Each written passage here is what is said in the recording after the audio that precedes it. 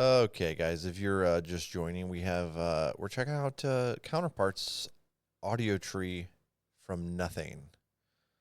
I really enjoy Counterparts, though I haven't heard a whole lot from them, actually. Probably should have heard more, but I love their album, Nothing Left to Love.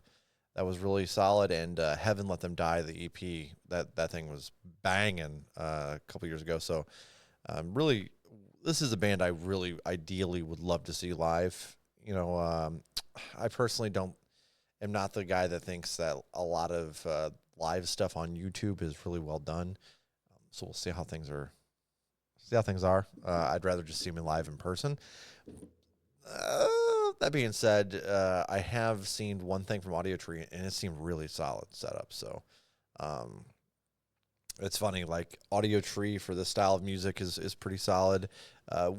There's another one, KEXP, that does like country. I think I've seen Jason Isbell on there a few times. He does really solid stuff. The Sugar Shack does reggae really good live, especially like reggae rock. And then there's another one as well. Oh, obviously Tiny Desk. Tiny Desk is pretty sick as well. So let's see how Audiotree does with Counterparts and see what we think, guys. To some extent, we must all have a connection to Brendan's lyrics. It wouldn't work if we didn't. The way that Jesse writes melodies and stuff, it really meshes with Brendan's lyrics. I think all of us have that connection and can relate to, grief.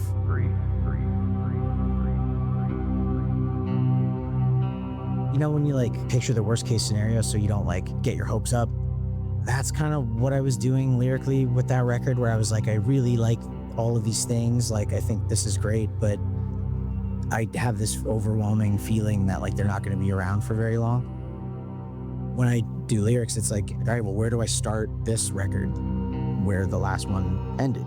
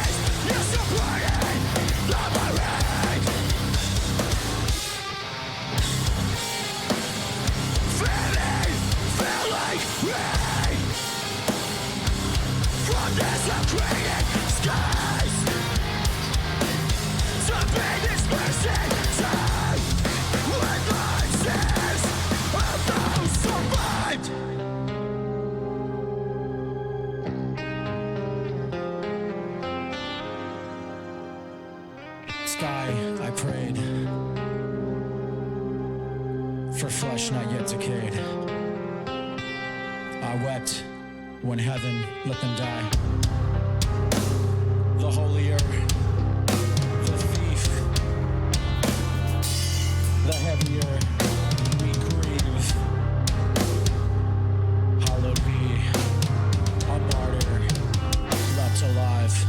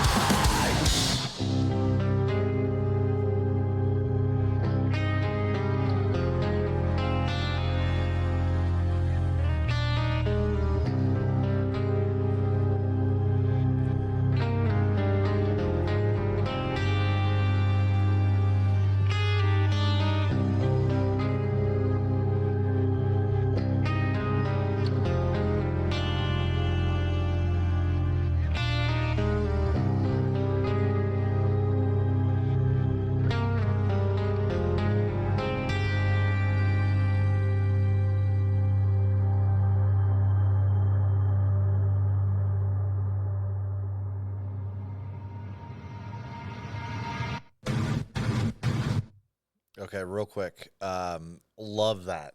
First off, right off, my favorite EP that I just mentioned, first track. Actually, we're gonna continue with that. Oh shit. Okay. We got the track 2 with "Loving Arms Disfigured." This EP is so damn good. I see. Looking back here, oh, that was only 2 years ago. Still 2 years ago. That feels so long. Oh my god. Yeah, I rated this like an 8.6 overall as an EP. So really, really dig this.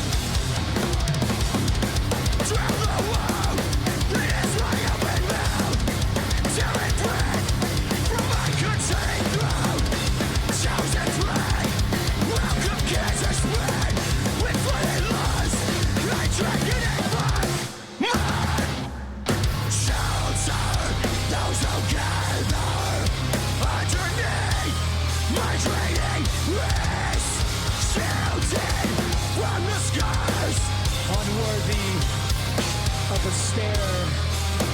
For you are rich, you are dead. Close your wall, and when you're a man, waste no breath until you feel the sting. Shout and play, can't away the play. With what it lost, you traded it for more. For you, I begged, better you were God.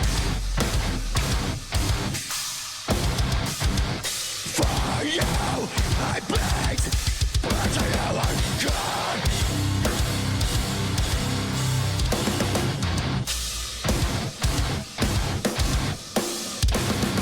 Shelter, those who gather underneath my training ways. Shouting from the skies, unworthy of a stare.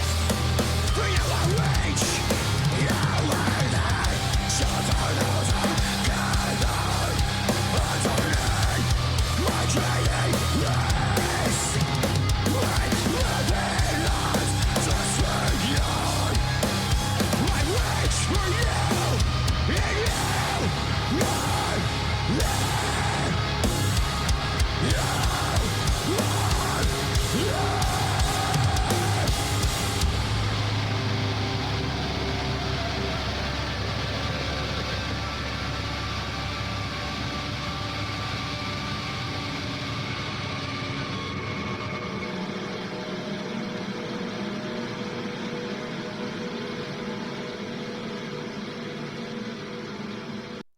Okay, man, I love just how his vocals sound in a live setting.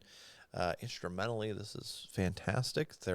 It all just sounds so crisp. Shout out to Audiotree. This is really impressive. Like I said, I'm picky as hell with my live videos, man. Very, very picky. I especially it never quite feels like you're there, and I think that's part of the disconnect there for me. Is I love being at live shows, the people around you singing along, just kind of all merging into one thing.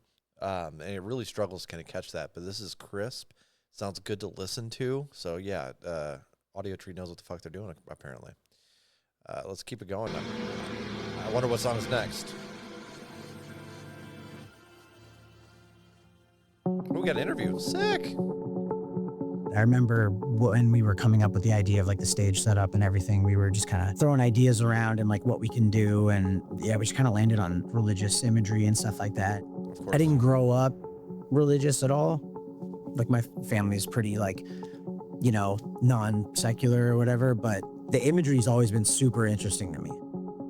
Kyle would mock up a digital render of what is possible, and then we'd see what we can buy or what we'd have to build or what Kyle would build. Yeah, I just was in way over my head. So it was like me and my dad just. I think aesthetic wise, a lot of people can agree with that. Even like looking on the video game side of things, there's a video game called Blasphemous that is essentially like you take like a lot of like Catholic art and make it into a more of a kind of a Castlevania style thing, side scroller, and it just works so well together. The art's like beautiful but haunting. So yeah, I can see why that kind of fits the metal aesthetic for sure. In my garage for 2 weeks, just being like, oh shit. I had to like smash all of the mirrors out, got plexiglass, got like window film, and then just kind of like cut it with like a saw to make sure it fit in the frame and like glue it all in. At one point, I was really pushing heavily for a fountain Oh yeah. that we would bring. Oh my God, Fountain a of fountain, blood? and we would, we'd run it and then put like red food coloring in it. So like, yeah, just fountains of blood on stage. Do the fountain. Yeah. Yeah, it's fondue. But what Kyle made, fucking, it's more than we could have It conjured ended up. up, it ended up being really cool. No fountain of blood. It's an L. It's an L. No. That would have been pretty crazy to see. I remember that line and like writing it and showing Will, and he's just like, that's fucking I wept when heaven let them die. The holier the thief, the heavier we grieve. sick. When somebody's like supposed to be good and perfect and, they never make a mistake, like when they're the one that takes something from you, like it hurts more. To this guy, I prayed for flesh not yet decayed. I wept when heaven let them die. That was the outro first, like the song Heaven Let Them Die. Like I wrote it for that. And then we ended up being like, okay, it's like pretty cool for like an album title. I was able to fit it in because I feel like Heaven Let Them Die is sort of like the TLDR of Martyr. And I think that Too long don't read encapsulates for the all the old record folks. as a whole for me, because it's like, what do people do when they're at the lowest, right? And it's like, they're like praying and they're like looking up and they're like, well, how could you do this? Like, how could you take this shit away from me? And I think that kind of sums it up. It's cool to be able to write and get that out, but then at the same time singing it every night. I'm just like, God damn it, man. Like, whew, and having to put yourself in that mindset too. Like, I'm generally like all right. And then writing lyrics, it's like I just have to remember the worst shit that's ever happened to me. And then Yeah, you gotta wallow in it a little bit to get it out artistically. That makes sense. people will give me money at some point, and it's nice. Grief is very complicated. He said, We're actually friends. He said, then it's nice. It didn't sell me on it. He wasn't sure about that. He wasn't sure about that trade-off. But I think as like, I write like shitty like fantasy stories. I put out a few anthologies so far, like with our publishing company, and I do feel like when you're writing whatever your theme of your story is, like you really got to kind of delve into that and like feel it. Otherwise, it's not gonna feel authentic to the reader, right? So I can definitely see how that's how like musically, if you do that, it clearly makes their stuff stand out because it's fucking really good. Yeah, we're I think really that's, helps. yeah, I think that helps. Very supportive friend group that also is a band and a business. For sure. But first, we're friends, I think, which is awesome. For me personally, like when everything was happening with Kuma and all that, and me drinking a lot and all that shit, it's like, yeah, these guys were like, they helped me, and I was like, I want to be better for my friends. Having this in my life has been really helpful.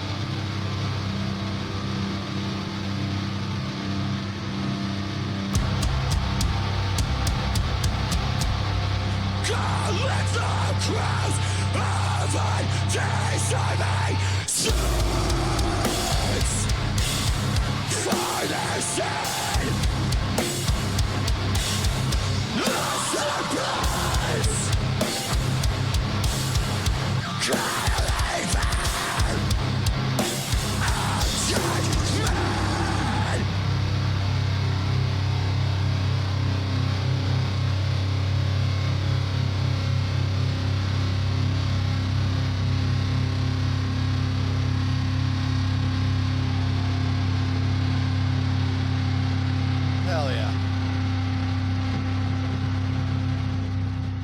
Sounds so good. Feels good to be listening to this EP again.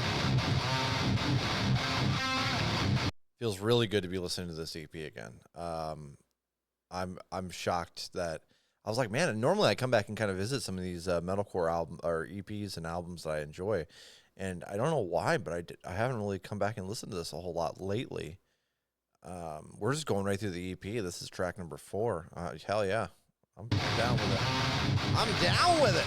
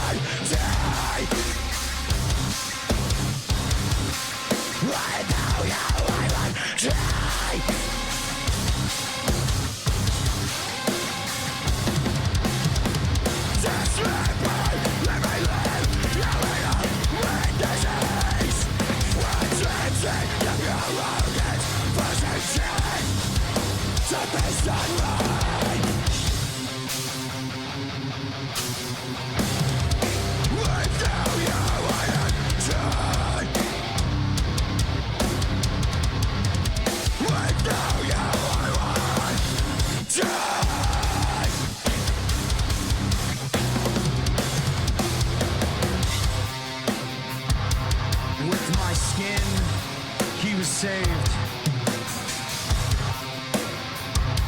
and with my skin, Corey's safe. I'm aching, can I replace what was taken? And what remains? No limb was lost. No.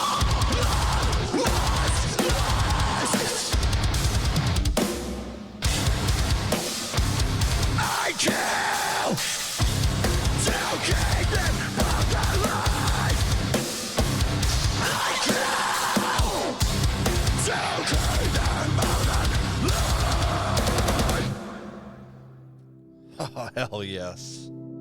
That's so fucking good. I think like music has always just been a thing that I've dove into in any aspect, like creatively, technically, even like software stuff, like anything about music. I kind of just am like intrigued and want to learn about it. I'm just trying to like soak up knowledge wherever I can and then apply that to different areas of music to try and just always improve. Having that in your band is extremely helpful. That's for sure. Like just having somebody there to be like, I don't want it to sound bad. I want to make sure that it's good is sick. I love that. Seosin, their self-titled record, that really kind of shaped how I approach drums. And like creatively looking at the instrument, I think That's a band that I think I need to delve into. My buddy Aaron, he's been, he's hosted the show with us here a few times. He's also, I was talking earlier about how I do writing for fantasy stuff. He works with me a lot on that kind of stuff as well. And he's written several stories for those anthologies. He got me into a lot of the heavier stuff that I have listened to. Him and my other buddy Stick, who also is a host, who's hosted the show before. But Seosin specifically, I've heard him talk about a lot. I don't know if I've ever actually went on my way to listen to him. I'd have to ask him. Maybe he's sent me stuff from them before, and I just don't remember. It just made me think. I'm like, man, I should probably check that band out a little bit. Let's back this up. shaped how I approach drums. And like creatively looking at the instrument, I think that was the big one for me. Now when I'm thinking about drums and I'm like looking for inspiration, it just has to be Eloy, who's in Slipknot. Like, guy's an insane drummer. Like, I think he's literally the best in the world. I'm able to learn from watching him, so I think that's really cool. That is awesome. Max Allen from Saints Never Surrender, big inspiration, still to this day. Converge, Kurt Ballou, love the way he shreds. And then Ryan Morgan and Stu Ross from Misery Signals, they're the goats, so just gotta rip them off as much as I can. Yeah. When I'm writing Counterparts songs, it always goes back to those. For this EP, it was probably the most experimental that we've gotten so far, just going with the heavy direction, but we still tried to throw in the classic Counterparts tricks here and there just to keep it consistent. Other than that, no, we haven't felt the need to try to go any more experimental than we have so far, just because we kind of figured out our sound and we just stick with it. My studio's in my kitchen, so I got my snacks nearby. I kind of treat it like fishing, like I'll just keep on just casting the reel, seeing if anything lands kind of thing. And luckily for the EP, they all came pretty quickly. I had written like 20 demos for a potential full length. Maybe even more than that. Oh yeah. Like now we getting that Dropbox, I was like, cunt. Yeah, now we have like 90 demos. It's insane. But yeah, I initially was ready for a full length with kind of like our original Counterpart sound. And then you pitched the idea to maybe steer in a bit of a heavier direction. Yeah, just go a bit. Yeah. So yeah, I think after we discussed that as a whole, I think it was like 2 months before we hit the studio, and I just like quickly put together some demos, and then we all collectively kind of like added our own ideas and spins onto it. So yeah, they've kind of warped as we did like pre-production and whatnot. Will listen to the demos and be like, okay, we could change this in and around here. And that's when Tyler or Kyle, Brendan even will come up with, be like, oh, here, do this little chug pattern here. Or just like a completely new part here and there. Sporadic, but it all happens during pre-pro when my demos get the surgery done on it. I love this process creatively. Again, working with Aaron. I'm currently working with him on a project, and I can't really go into detail on anything that we're doing, but the back and forth, I love that creatively, and it adds such a I don't know. Like, if I don't do something along those lines after a while, I actually start yearning for it. Like, I'm like, man, I really love working together and creating something unique. And even if it's not unique, in the picture of your imagination, right? Whatever you're kind of picturing, and merging it together with somebody else's what they're picturing for the thing you're building. And I love that process. It's so much fun. Man, and I wasn't sure how exactly, I assumed there was a lot of back and forth with how music's created, but there's not a lot of videos that I've seen or watched. The first one that comes to my mind was there was back in the day a second disc on Slipknot's All Hope Is Gone album, and they were like how the album was made. So every once in a while you get one of those back in the day, but I haven't actually went actively looking for something like that. I'm sure there's a shit ton of it on the internet now that, videos for everything. So, but I do like learning about this process. I think it's cool. We've been working with Will since what?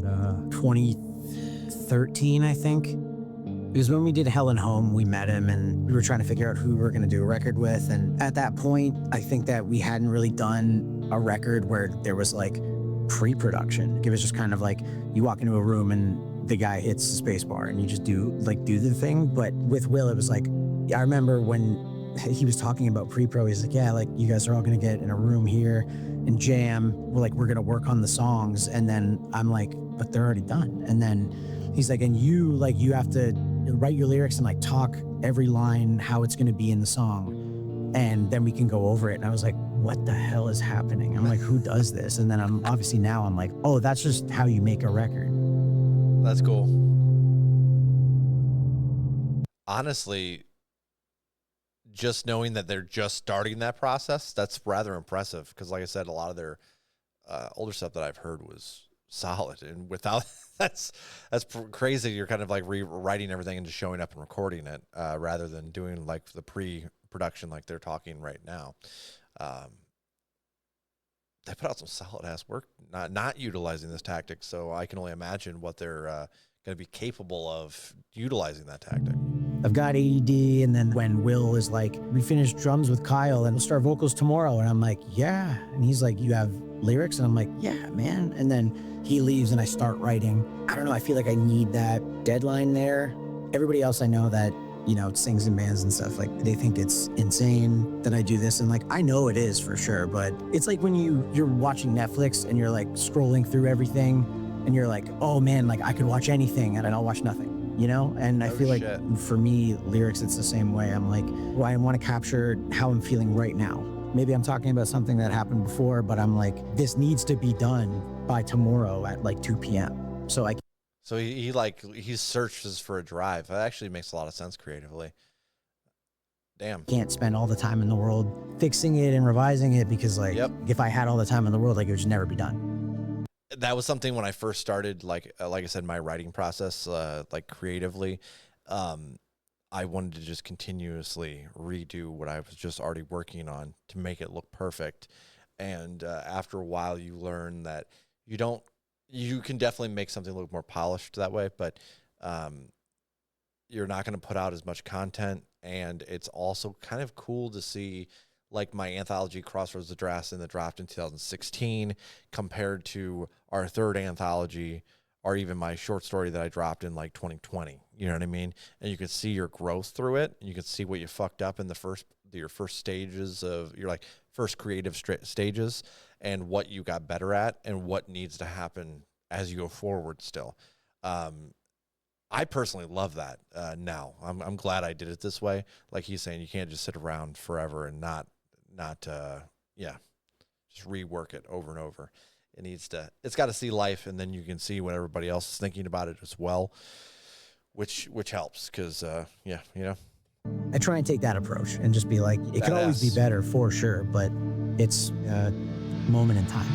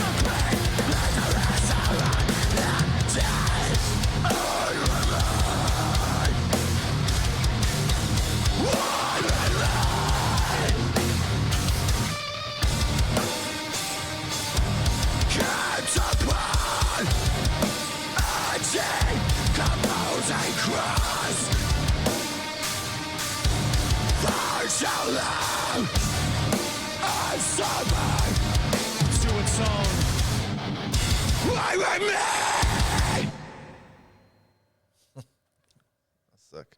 I remain. No one to reinject. Praise. No one to reinject.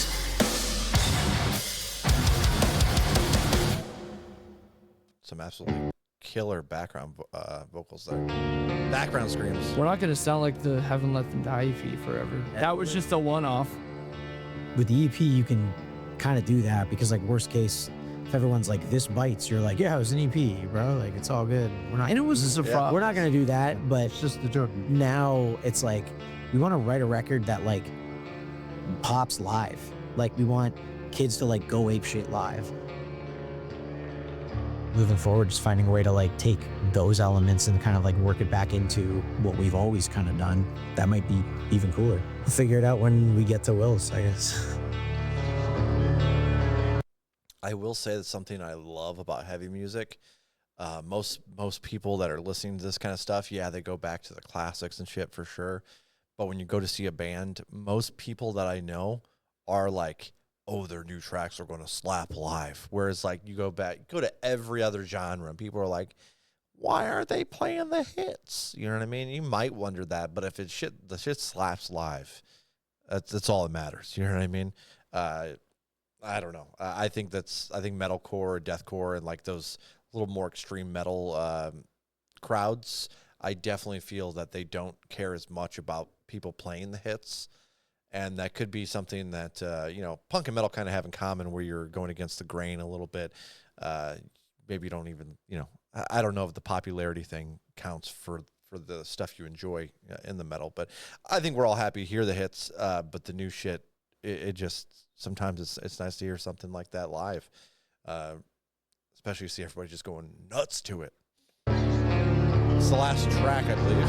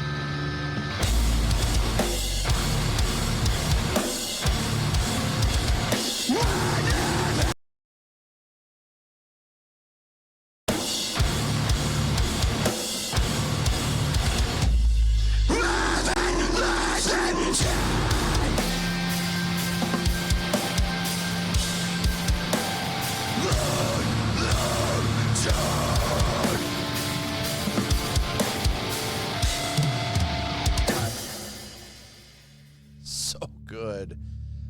Shout out to Audiotree. Shout out to Counterparts. Great stuff. I'm gonna back that up a little bit so we can see the credits there. I might have went too far. Of course it's not. Yeah, this was fantastic all the way around. the sound was just freaking superb. And then obviously Counterparts brings it live.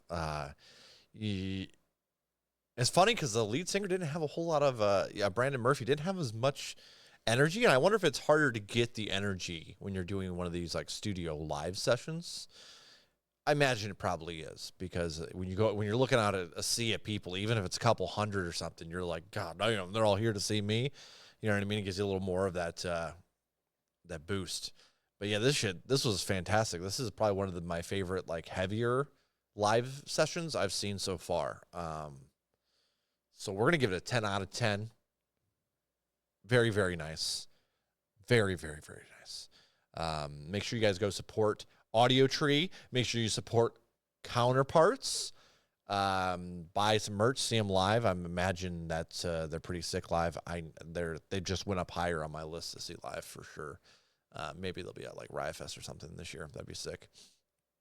As for me, if you're here live with us on Twitch, hit that follow. If you're watching later on YouTube, hit that like and subscribe. Come join the community. Have some fun with us. Until next time, y'all.